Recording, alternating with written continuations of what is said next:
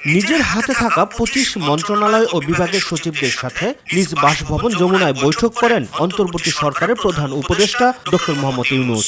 ১১টা থেকে শুরু হয়ে বৈঠকটি চলে ১:০১টা পর্যন্ত। এ সময় বেশ কিছু নির্দেশনা দেন তিনি।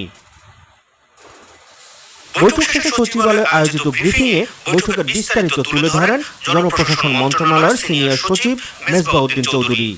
অগ্রাধিকার নির্ধারণ করার জন্য এই মুহূর্তে আমাদের অগ্রাধিকার কোন বিষয়গুলো আছে সেগুলো নির্ধারণ করে অগ্রাধিকার ভিত্তিতে কাজ করার জন্য তিনি নির্দেশনা দিয়েছেন।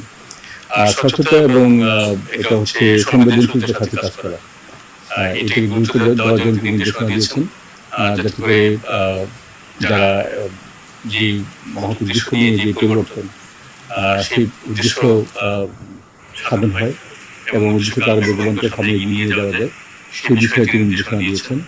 এবং প্রচুর জরুরি বিষয় আছে, যেমন সার আছে, খাদ্য আছে, বিদ্যুৎ, জ্বালানি, বন্দর এবং রেল, এই সকল বিষয়গুলোকে দ্রুত ফাংশন করার জন্য তিনি নির্দেশনা দিয়েছেন। জরুরি বিষয়গুলো ৭ দিনের মধ্যে উপস্থাপন করতে বৈঠকে প্রধান উপদেষ্টার নির্দেশনার কথা জানান তিনি। যেগুলো জরুরি এই মুহূর্তে আছে, একটা ৭ দিনের মতো একটা বিষয় আছে, যে ৭ দিনের মধ্যে যেগুলো বেশি জরুরি আছে, যেগুলো ওনার কাছে উপস্থাপন করার মতো, যেগুলো উপস্থাপন করতে হবে, সেই বিষয়গুলো ওনাকে সরাসরি যেন উপস্থাপন করা হয়। সাংবাদিকদের প্রশ্নের জবাবে সচিব জানান, প্রশাসনে বঞ্চিতদের দ্রুতই পদোন্নতি দেওয়ার ব্যবস্থা করা হবে। তবে ১৫ই আগস্ট জাতীয় শোক দিবস পালনের বিষয়ে এখনো কোনো নির্দেশনা আসেনি বলেও জানান মেজবাহ উদ্দিন চৌধুরী।